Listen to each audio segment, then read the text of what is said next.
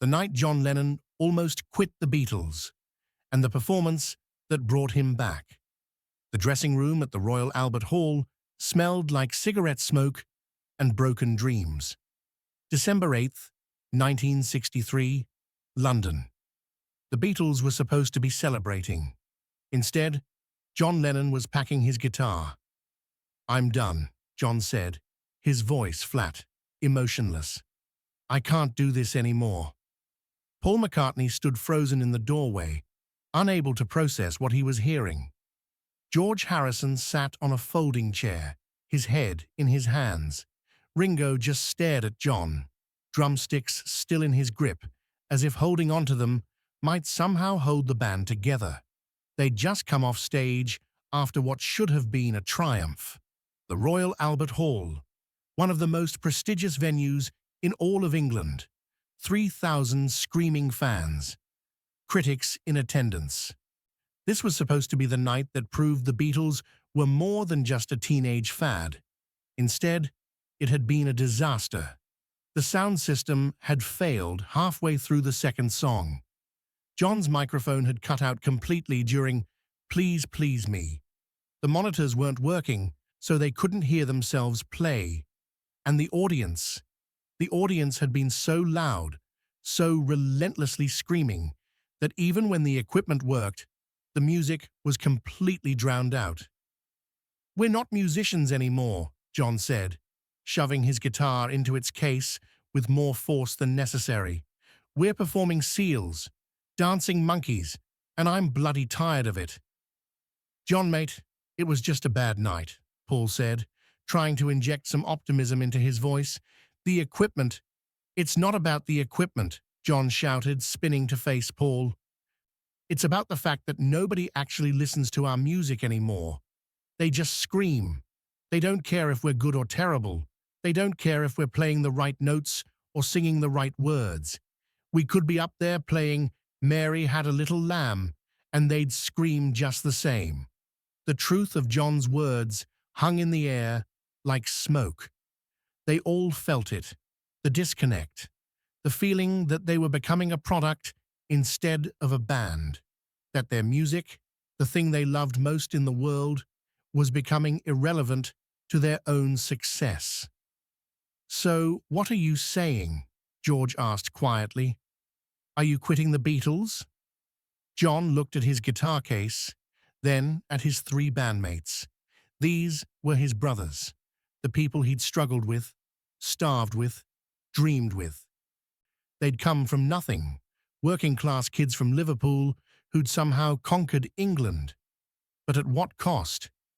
"I don't know," John said finally. "I just know I can't go back out there and pretend this matters when it doesn't." Brian Epstein, their manager, burst into the dressing room, his face flushed with panic. "What's going on? The promoter says you're refusing to do the second show." "There's not going to be a second show," John said. "Not tonight. Maybe not ever." Brian's face went pale. "John, you can't be serious. There are 3,000 people out there who paid good money." "To scream at us," John interrupted. "Not to hear us. To scream at us. Well, I'm done being screamed at." "John, please," Brian said, his voice taking on a desperate edge.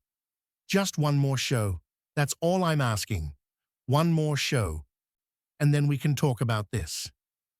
"There's nothing to talk about," John said. But even as he said it, something in his voice wavered. Because the truth was, John didn't want to quit the Beatles. He just wanted to feel like a musician again, instead of a commodity. Paul stepped forward, and when he spoke, his voice was different. Not pleading, not angry, just honest. "John, do you remember why we started this band?" John looked at him, waiting. "It wasn't for the screaming. It wasn't for the fame. It was because we loved making music together. Because when the four of us play, something magical happens." "That magic is gone, Paul," John said quietly. "Is it?" Paul challenged. "Or have we just forgotten how to find it?" Before John could answer, there was a knock on the door. A young stagehand poked his head in, nervous. "Mr. Epstein, there's a situation out front." "What kind of situation?" Brian asked, irritated. "There's a girl. She's maybe 10 years old. She's refusing to leave. Says she needs to talk to the Beatles. Says it's urgent." "Tell her we're not available," Brian said dismissively. "I tried, sir, but she's crying, really crying, and she's holding a sign." "A sign?" Paul asked. "What does it say?" The stagehand looked uncomfortable. "It says, 'Please don't quit. My brother needs you.'" The room went silent. Everyone looked at John. "How does she know?" George started. "Word travels fast," Brian said grimly.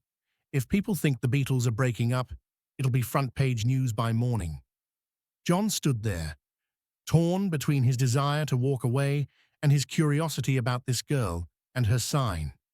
Finally, he sighed. "Bring her back here." Her name was Emma Thompson. She was 10 years old, with red hair pulled back in a ponytail and freckles across her nose, and she was holding a handmade sign that read, "Please don't quit. My brother needs you." When security brought her to the dressing room, she was trembling, not with excitement like most fans, but with something else: fear, desperation, need.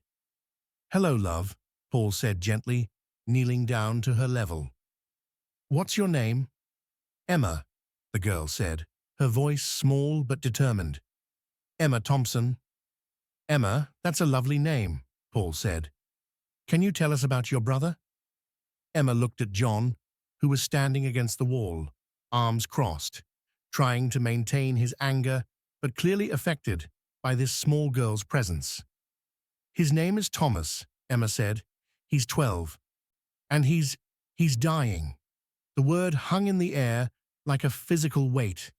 "Hey, before we continue with this incredible story, I need to give you an important warning.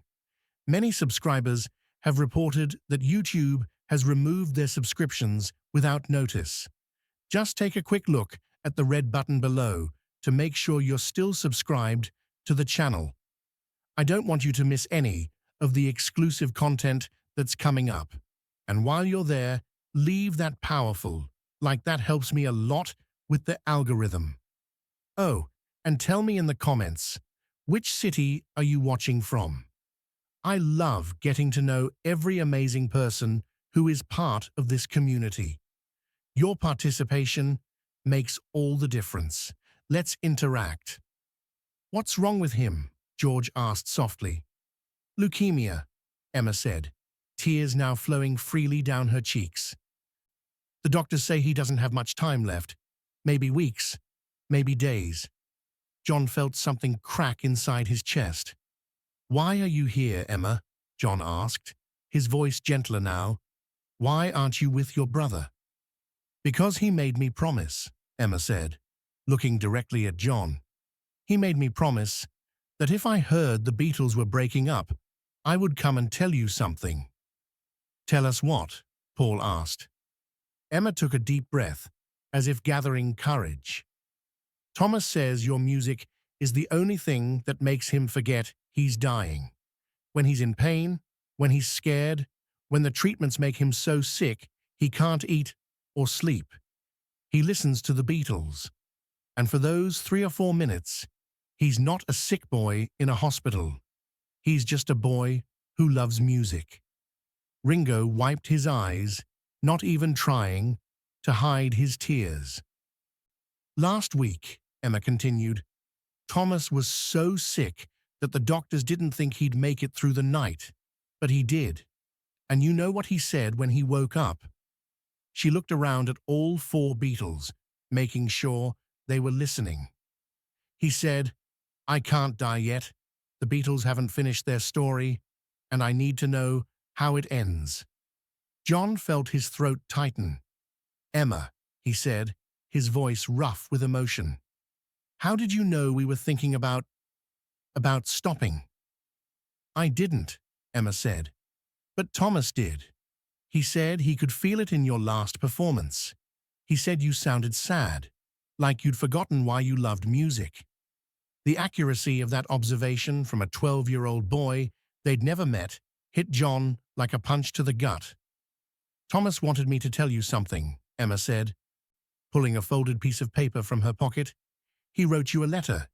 He made me promise I'd give it to you. She held out the paper to John. John took it with shaking hands and unfolded it. The handwriting was shaky, clearly written by someone very sick, but the words were clear. Dear Beatles, my name is Thomas Thompson. I'm 12 years old and I'm dying. The doctors say I won't see my next birthday. I'm not writing to make you feel sad. I'm writing to say thank you. Your music has given me something the doctors can't. Hope. Not hope that I'll get better. I know I won't. But hope that even when I'm gone, there will still be beautiful things in the world. My sister Emma told me she heard rumors that you might stop being the Beatles. Please don't. Not for me. I probably won't be here much longer anyway. But for all the other kids like me who need your music to remind them that life is worth living, even when it's hard. You probably don't remember this, but you once said in an interview that music should make people feel less alone. That's what you do for me. When I listen to I Want to Hold Your Hand, I don't feel alone anymore. Please keep making music. Please keep being the Beatles. The world needs you. Your friend, Thomas.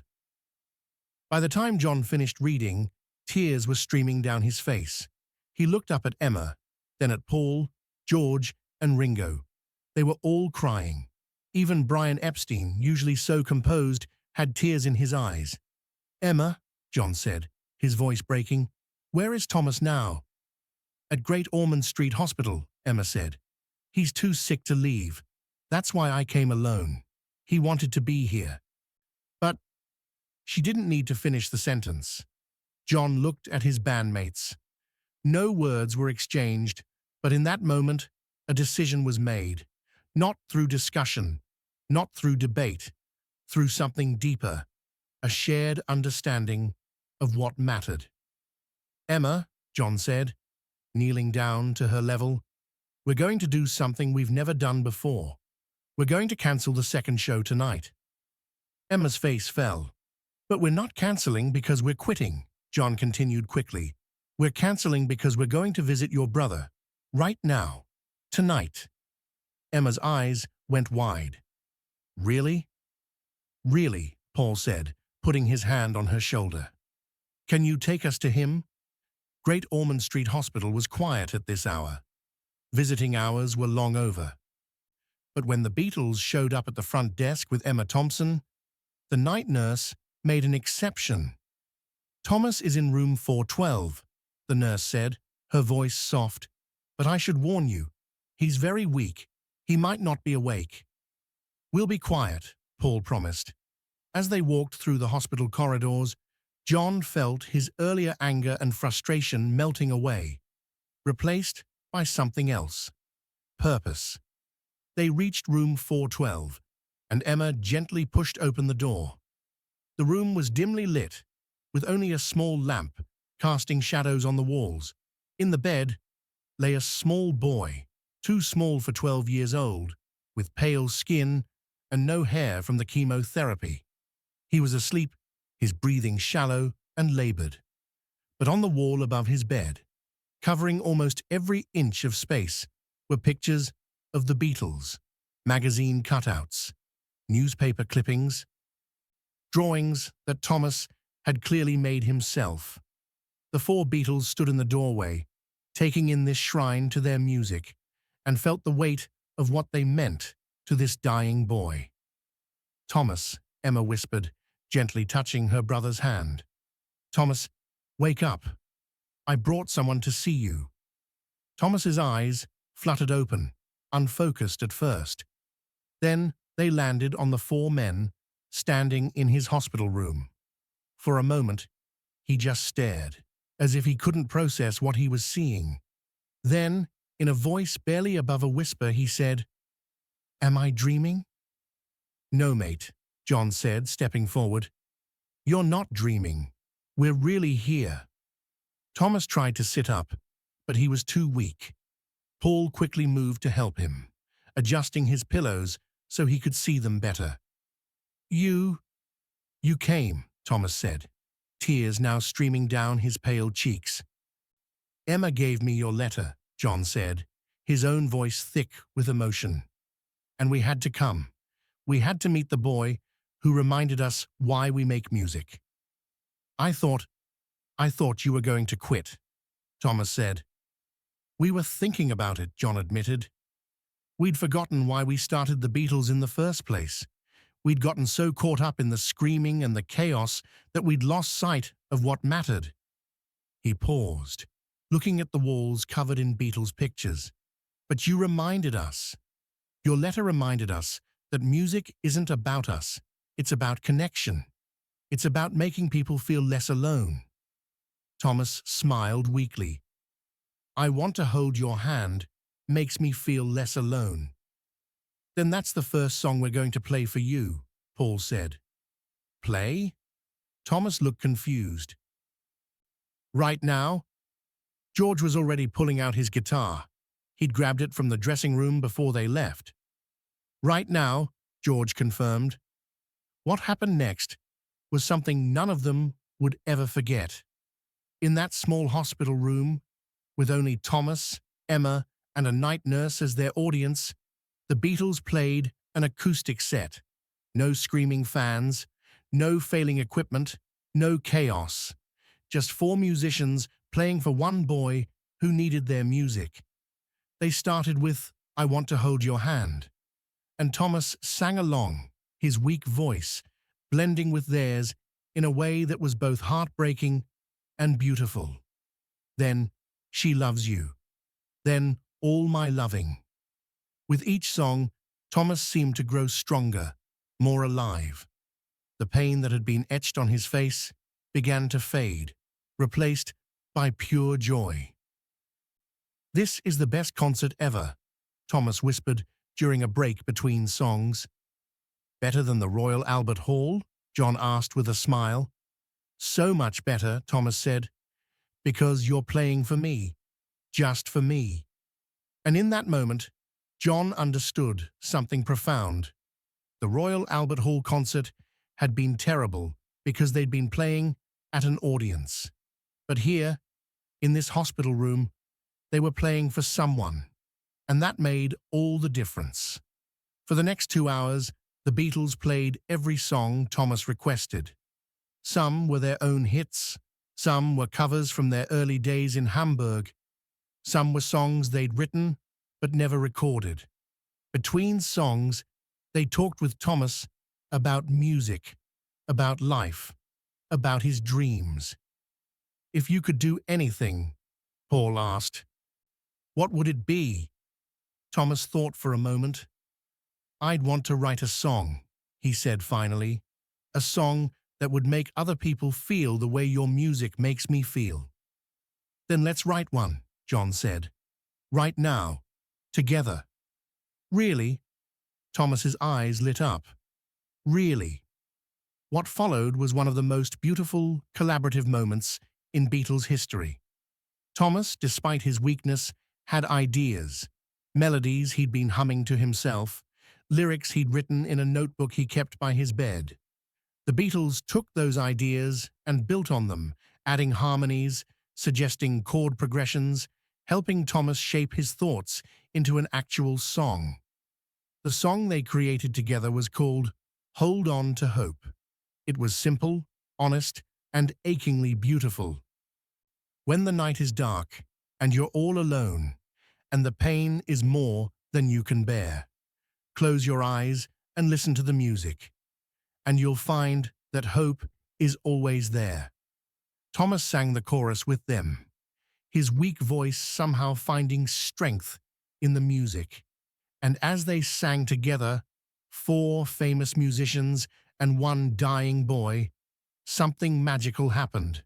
The walls between performer and audience dissolved completely. They weren't the Beatles and a fan.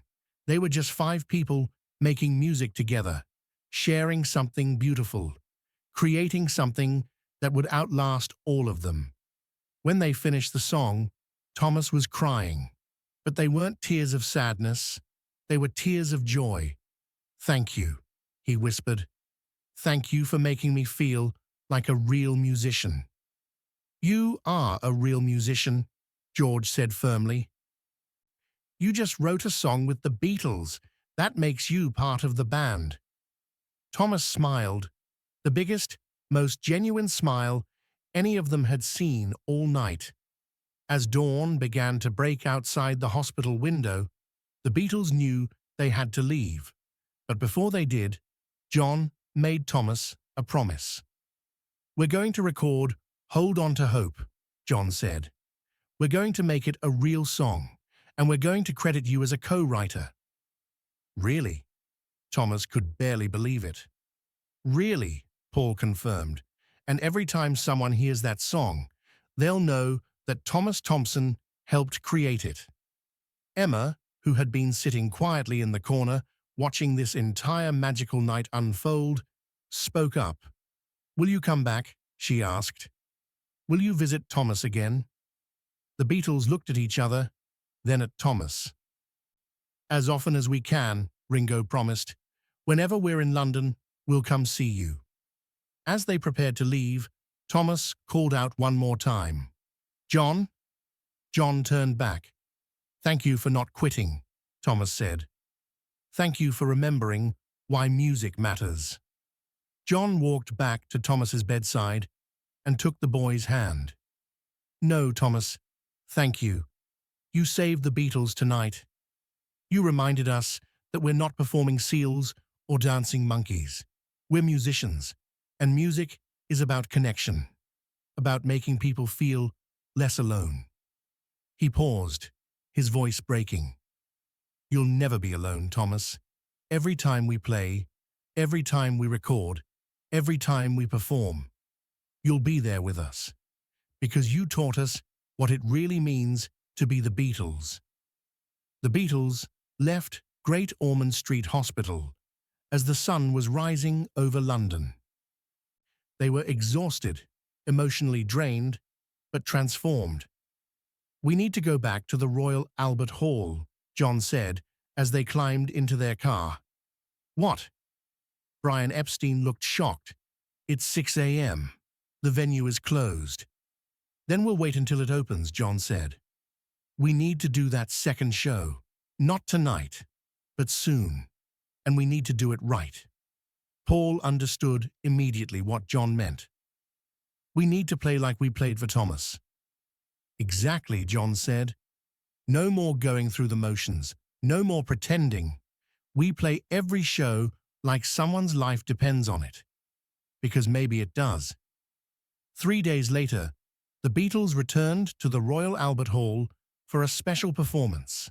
This time, they did something unprecedented. They announced that the first 10 rows would be reserved for children from local hospitals. Kids who were sick, who were struggling, who needed music the way Thomas Thompson needed music. And they played differently, not at the audience, but for them. They made eye contact with individual fans. They told stories between songs. They created moments of connection instead of just delivering hits. The result was magical. Even with the screaming, and there was still screaming, something had changed. The Beatles were present in a way they hadn't been before, and the audience could feel it. Critics who had written off the Beatles as a teenage fad suddenly took notice. "Something has shifted in the Beatles," wrote one reviewer. "They've gone from being performers to being artists. From being a product to being musicians who genuinely care about their craft and their audience." The story of Thomas Thompson and his letter to the Beatles spread through their fan community. People started sharing their own stories of how Beatles music had helped them through difficult times, and the Beatles, instead of being overwhelmed by these stories, embraced them. They started visiting hospitals regularly. They began dedicating songs to fans who were struggling. They used their platform not just to entertain, but to connect, to heal, to remind people that they weren't alone. Hold On to Hope, the song they'd written with Thomas, was recorded and released as a B-side to their next single. True to their promise, Thomas Thompson was credited as a co-writer. When the royalties started coming in, the Beatles set up a fund in Thomas's name to support children's hospitals across England. Thomas Thompson lived for 6 more months after that magical night in the hospital. 6 months that the doctors said were impossible. 6 months filled with visits from the Beatles, with music, with joy. Every time the Beatles were in London, they would visit Thomas. Sometimes they'd bring their guitars and play for him. Sometimes they'd just sit and talk about music, about life, about dreams. Thomas became their unofficial 5th member, the one who reminded them why they did what they did. But in June 1964, Thomas's condition worsened. The leukemia that had been held at bay for months finally began winning the battle. Emma called the Beatles on a Tuesday evening. "Thomas is asking for you," she said, her voice breaking. "The doctors say it won't be much longer." The Beatles were in the middle of recording sessions for their next album, but they didn't hesitate. They left the studio and drove straight to Great Ormond Street Hospital. Thomas was barely conscious when they arrived. His small body was failing, shutting down piece by piece. But when he heard their voices, his eyes opened. "You came," he whispered. "Of course we came," John said, taking Thomas's hand. "We're a band, remember? And you're part of this band." Thomas smiled weakly. Will you play for me? One more time." "What do you want to hear?" Paul asked gently. "Hold On to Hope," Thomas said. "Our song." So there, in that hospital room, with Thomas's family gathered around, the Beatles played the song they'd written together 6 months earlier. When the night is dark and you're all alone and the pain is more than you can bear, close your eyes and listen to the music and you'll find that hope is always there. As they sang, Thomas closed his eyes, not in pain, not in fear, in peace. And when the song ended, Thomas Thompson took his last breath, surrounded by music and love. The Beatles were devastated by Thomas's death, but they were also grateful. Grateful for the 6 extra months they'd had with him. Grateful for the lessons he'd taught them. Grateful for the way he'd saved their band by reminding them why music mattered. At Thomas's funeral, the Beatles performed Hold On to Hope one final time. There wasn't a dry eye in the church, but it wasn't a sad performance. It was a celebration of Thomas's life, of his courage, of his love for music. After the funeral, Emma approached John. "Thomas wanted me to give you this," she said, handing him a notebook. It was the notebook Thomas had kept by his hospital bed, filled with song lyrics, melodies, ideas for music he'd never get to create.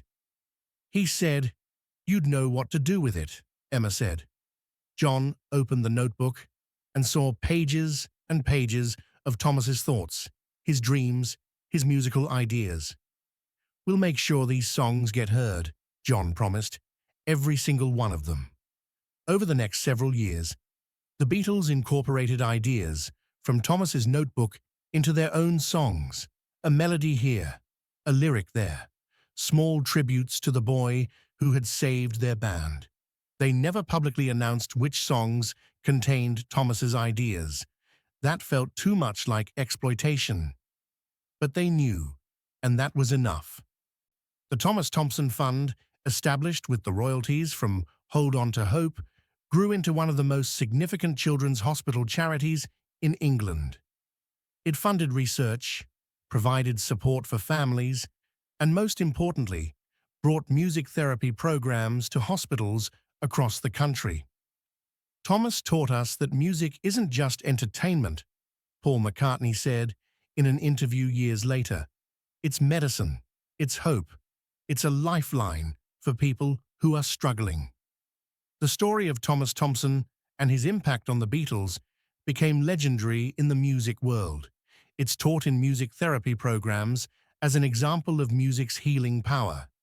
It's cited by performers as a reminder of why they do what they do, and it's remembered by Beatles fans as the moment when four young men from Liverpool remembered their humanity. John Lennon, in one of his final interviews before his death, was asked about the most important moment in the Beatles' career. "Everyone expects me to say Ed Sullivan or Shea Stadium," John said. "But the truth is, the most important moment was meeting a 12-year-old boy named Thomas Thompson who was dying of leukemia." "Why?" the interviewer asked. "Because Thomas reminded us that we weren't just entertainers, we were musicians with a responsibility to use our gift to help people. He saved the Beatles by showing us what we were really meant to do." Today, there's a plaque at Great Ormond Street Hospital that reads, "In memory of Thomas Thompson, who taught the Beatles and all of us that music has the power to heal, to hope, and to remind us that we're never truly alone." Every year on the anniversary of Thomas's death, Beatles fans gather at the hospital to sing "Hold On to Hope," not in sadness, but in celebration of a brave boy who changed music history by reminding four famous musicians why they fell in love with music in the first place. The night John Lennon almost quit the Beatles became the night the Beatles were reborn. Not as a product, not as a phenomenon, but as musicians who understood their true purpose: to connect with people, to ease their pain, to give them hope. All because of one 10-year-old girl with a sign, one 12-year-old boy with a letter, and one magical night in a hospital room where music became more than sound. It became salvation for Thomas, for the Beatles, for everyone who has ever needed a song to remind them that hope is always there, even in the darkest moments. That's the real story of the Beatles. Not the screaming crowds, or the record sales, or the fame, but the moment when four young men remembered that music isn't about them. It's about the Thomas Thompsons of the world, the ones who need it most, the ones who remind us all why art matters, why connection matters, why hope matters, and why sometimes the most important performance isn't at the Royal Albert Hall or Shea Stadium. It's in a quiet hospital room, for an audience of one, playing music that might just save a life, or save a band, or save us all. If this incredible story of redemption and purpose moved you, make sure to subscribe and hit that thumbs up button. Share this video with someone who needs to hear about the power of remembering why we do what we do. Have you ever had a moment when someone reminded you of your true purpose? Let us know in the comments. And don't forget to ring that notification bell for more untold stories about the moments that changed music history forever.